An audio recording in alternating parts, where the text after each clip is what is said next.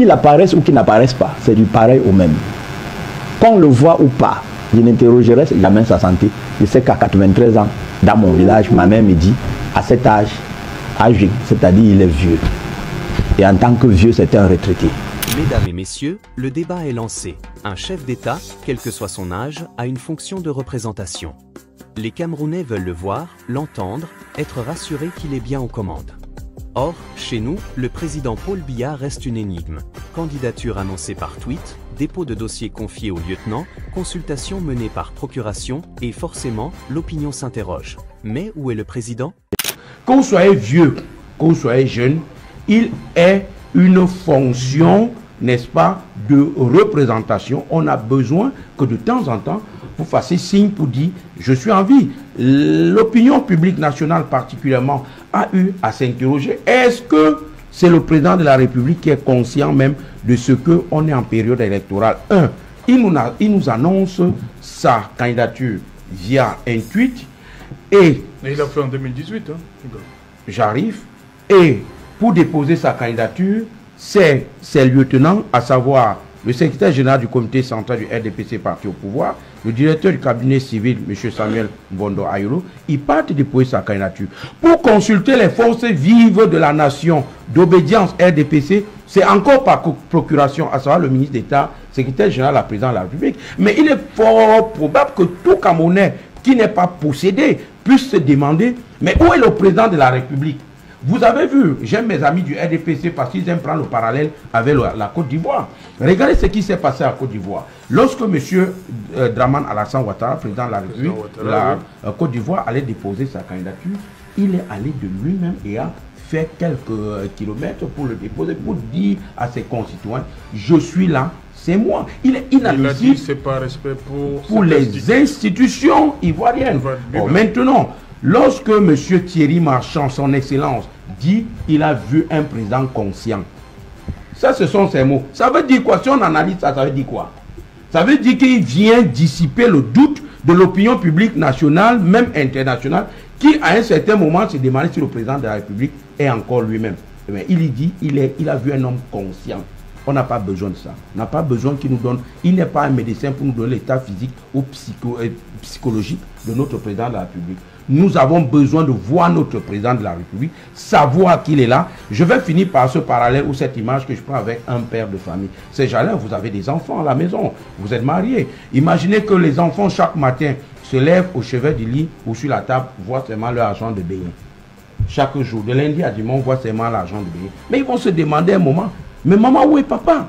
Papa est où? Et c'est ça le problème des Camerounais. On voit les décrets signés par le président de la République. On voit comment il a nommé aux emplois civils et militaires. N'est-ce pas? Tout ça se voit. Mais il est où? C'est ça le problème des Camerounais. Vous avez beau instruire le ministre des Finances d'endetter le Cameroun encore, on sait que c'est vous. Vous avez beau nommer les généraux, on sait que c'est vous. Mais vous êtes où? Point d'interrogation. Et le contraste est frappant. En Côte d'Ivoire, Alassane Ouattara s'est déplacé lui-même pour déposer sa candidature, montrant par sa présence qu'il était aux commandes.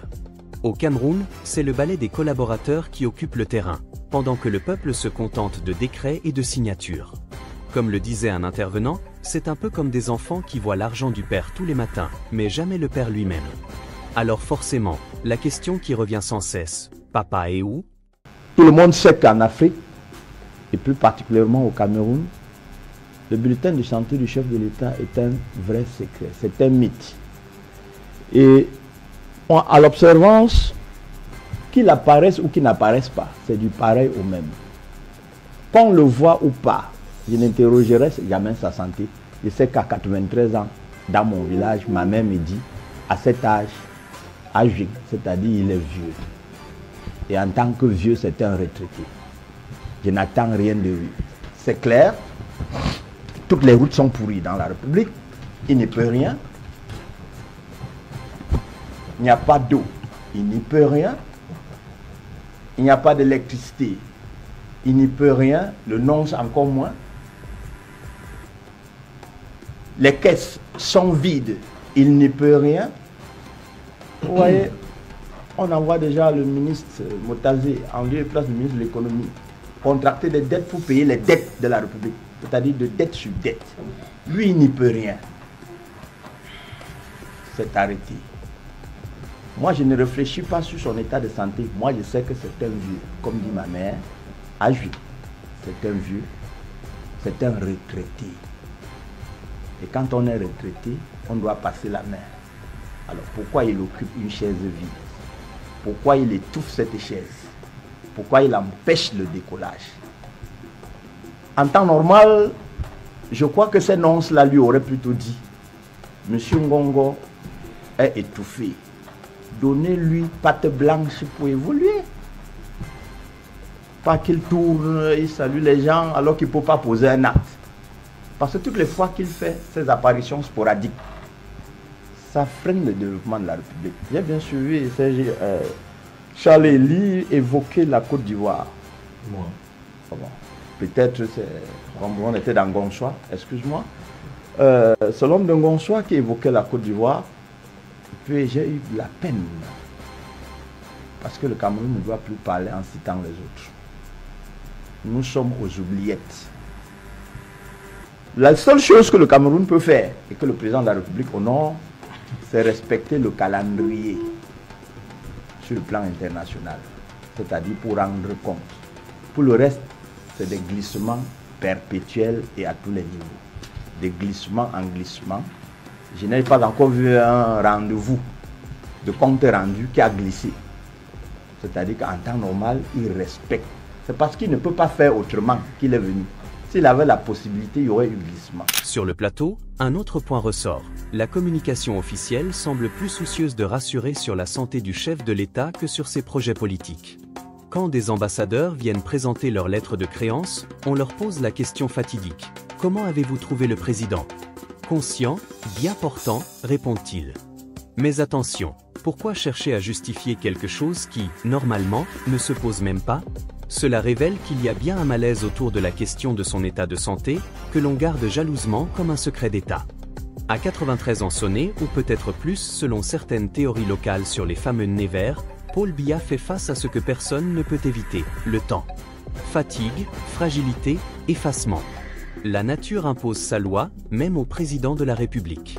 Certains rappellent que ce n'est pas un péché, ni une faute, simplement le cycle de la vie. Mais alors, faut-il continuer à maintenir l'illusion d'un président fort et omniprésent? Voilà pour cette analyse, chers téléspectateurs. Si vous voulez continuer à suivre avec nous ces débats brûlants de l'actualité camerounaise, abonnez-vous à 237 Inside. Ici, on ne se contente pas des rumeurs, on décrypte, on explique, on met les choses au clair.